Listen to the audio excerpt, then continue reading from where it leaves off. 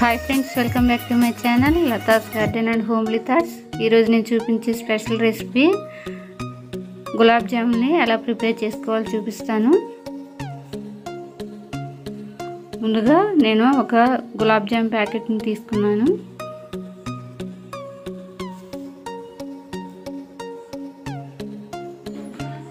ఒక packet gulab jam powder ని తీసుకుని అందులో కాచి చల్లార్చినటువంటి పాలని కొద్ది కొద్దిగా యాడ్ చేసుకుంటూ పిండిని ఈ విధంగా కలుపుకుంటూ ఉండండి।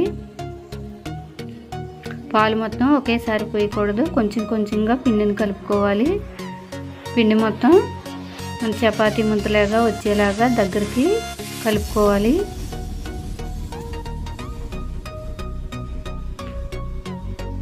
బాగా గట్టిగా ప్రెస్ చేస్తూ కాకుండా ఈ విధంగా పిండిని కలుపుకోవాలి। అప్పుడే మన గులాబ్ జాములు లోపల సాఫ్ట్గా వస్తాయి। ఈ విధంగా కలుపుకున్న తర్వాత ఒక 10 నిమిషాల పాటు మూత పెట్టుకుని పక్కన పెట్టుకోండి। అట్లా 10 నిమిషాల తర్వాత ఒకసారి పిండిని ఈ విధంగా తీసి కలుపుకుంటూ ఒక స్పూన్ నెయ్యిని యాడ్ చేసుకోండి। నెయ్యిని యాడ్ చేసిన తర్వాత పిండి మొత్తం ఈ విధంగా లైట్గా ప్రెస్ చేసుకుంటూ మరొక 10 నిమిషాల పాటు మూత పెట్టి పక్కన పెట్టుకోండి। ఈ విధంగా కలిపిన తర్వాత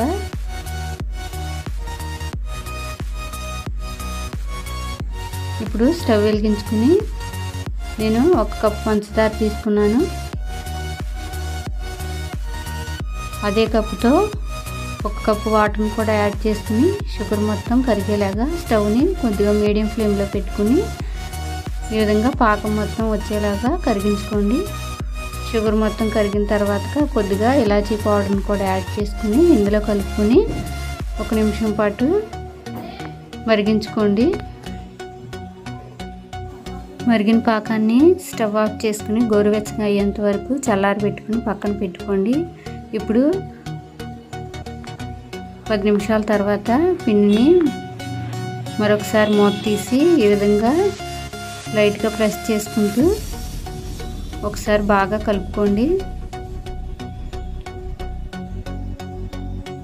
కలిపిన తర్వాత పిండిని కొంచెం కొంచెంగా తీసుకుని ఈ విధంగా బాల్స్ చేసుకుని ఒక ప్లేట్లోకి పెట్టుకోండి।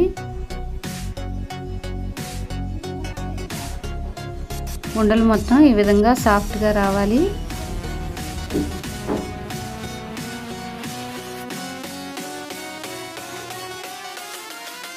ఉండ చేసుకునేటప్పుడు బాగా గట్టిగా కాకుండా ఈ విధంగా రౌండ్ షేప్లో వచ్చేలాగా ఈ విధంగా ప్రెస్ చేస్తూ ఉండలు ఎక్కడా పగుళ్ళు లేకుండా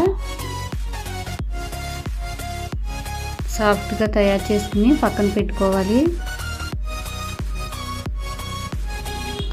చూడండి, మొత్తం పిండినంతా ఈ విధంగా ఉండలు చేసిన తర్వాత స్టవ్ వెలిగించుకుని పాన్ పెట్టుకుని ఆయిల్ కొద్దిగా హీట్ ఎక్కిన తర్వాత ఈ ఉండలు మొత్తం ఒకదాని తర్వాత ఒకటి వేసి స్టవ్ని లో ఫ్లేమ్లో పెట్టుకుని ఈ విధంగా కలుపుకుంటూ గోల్డెన్ బ్రౌన్ కలర్ వచ్చే వరకు ఫ్రై చేసుకోండి। మంటని లో ఫ్లేమ్లో ఉంచుకుని గులాబ్ జామున్ని ఫ్రై చేసుకోవాలి। హై ఫ్లేమ్లో అయితే ఉరికినే మాడిపోతాయి।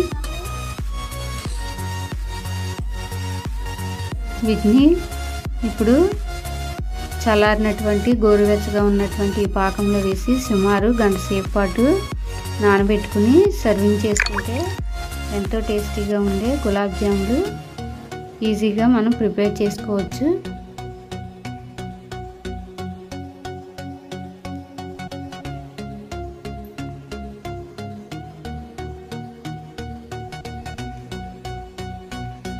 చూసారుగా ఫ్రెండ్స్, ఈ రెసిపీ కనుక మీకు నచ్చినట్లయితే ఒకసారి ట్రై చేసి చూడండి।